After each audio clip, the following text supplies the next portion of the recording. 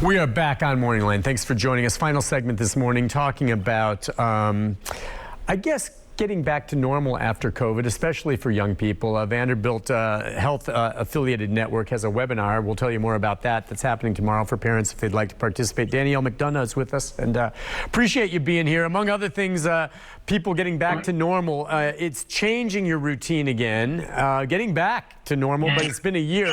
Sleep is an issue, right? You talked about that earlier. Can you tell me why you think sleep has become, an issue, why that specifically? And then what are some tips, not just for youngsters, but I suppose it could apply to adults as well as they get back to it. They may have trouble sleeping normally. Absolutely. Well, I think we've all seen with ourselves as well as with our children, not having that structured work day and school day like we were used to meant later bedtimes because we did not have to get up as early.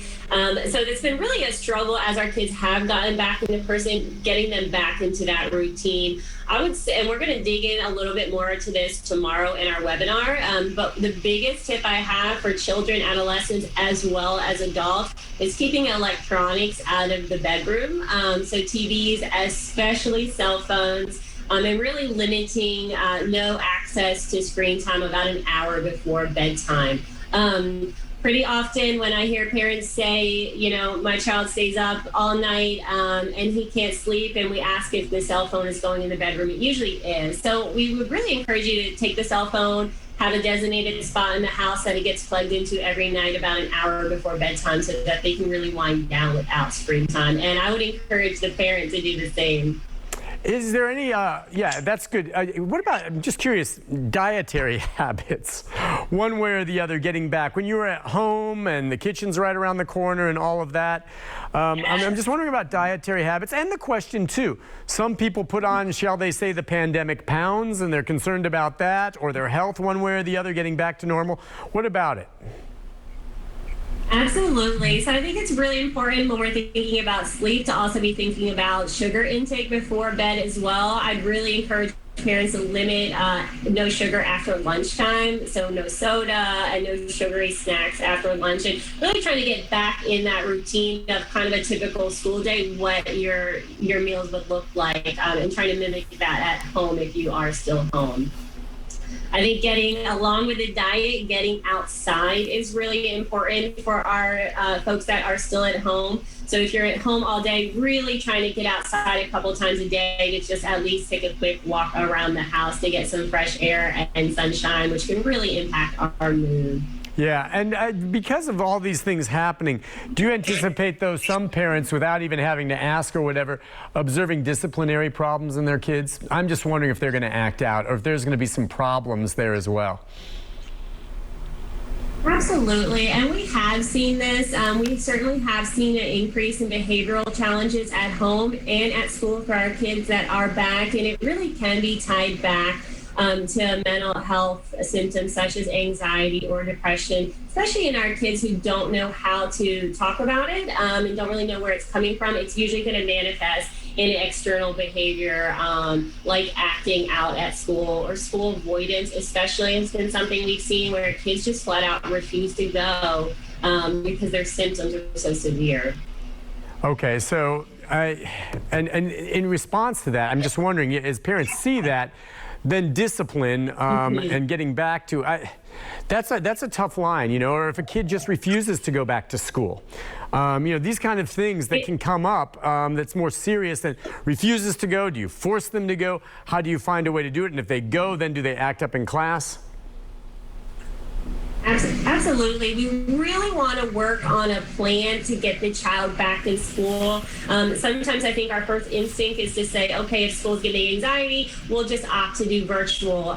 Really, we're not helping the child in the long run because at some point they will have to go back in person. So we really don't want to delay that.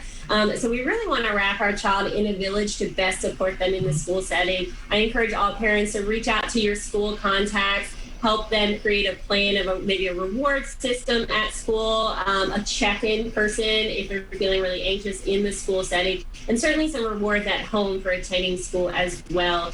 Our patients' pediatricians are always a wonderful resource as well. So if you feel like your child is experiencing any symptoms of mental illness, that is a great first stop to really help gain some clarity, and then creating an action plan for the family in regards to those symptoms at the pediatricians is great.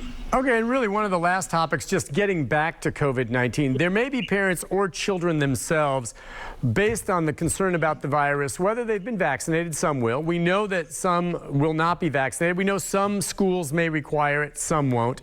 You wonder about teachers. You wonder, there may be a parent out there that says, school's not requiring it, but I want my child to wear a mask all day at school. Maybe other kids aren't. And then you've got issues of someone saying, well, why are you wearing the mask? Or, things like that. I'm just wondering about getting back. And different parents will have different thresholds. Other parents will say, you know what? My son or daughter's fine. Just go back like you were. Don't worry. Don't do anything you didn't do a year and a half ago. Absolutely. And, that really lends back to some of the anxiety spike in the school setting because of that uncertainty. So, maybe my family feels really comfortable, but maybe my peer's family does not feel really comfortable. So everyone's going to have a different comfort level. And I think it's important for our parents to talk to their kids about that and letting them know that it's okay if your peer is still wearing a mask or you're still wearing a mask. We really need to make sure we're meeting everyone where they're at as we navigate this. It's such a new situation for everybody. Yeah, and I mean, your organization, you guys do you have a thought one way or the other in terms of children once it's approved, for different ages, which we've seen it has, getting vaccinated or not? Is that something you will recommend to parents? Really, what we're hoping to do is provide education to all of the families, so the most up-to-date education to our patients and their families so that they can make an informed decision. Again, really wanting to meet families where they're at and making sure that they have the tools to make those decisions. So basically, yeah, just give them all the information they need. They see that, and then at that point, they can make a decision one way or the other, which is the best way to do it. You can't force your hand on anyone. Absolutely. Let's get that graphic information up again. Just let people know about the webinar, if you would. Again, this is free, right? How do they get to it, and how do they do it? Absolutely. So this is a free event. So you can log on via wellmoment.org, which is up there on your screen. You can log on or you can go and register, I should say, at that link. And again, that will connect us tomorrow with Catherine Shaw for the webinar. Following the webinar, so maybe you would like to attend, but you have a conflict, you can still register and you will get a link to watch that later.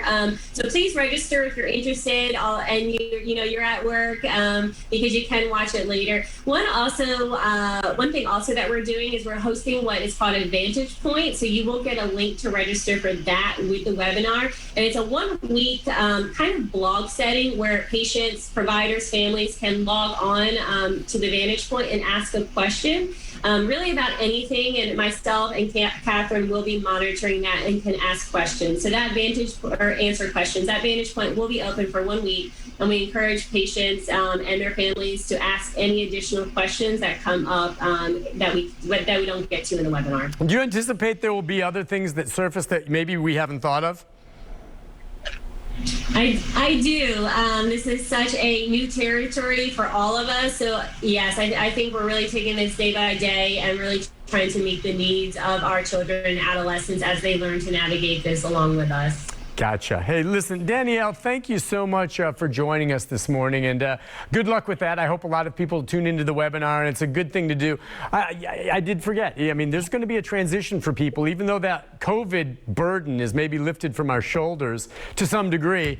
You still have, all of a sudden, all right, the daunting task of returning a year later to what you once did, right? Absolutely. So I think it's really important for us all to remind ourselves to be kind to one another and meet everybody where there's at, and we'll work through this together.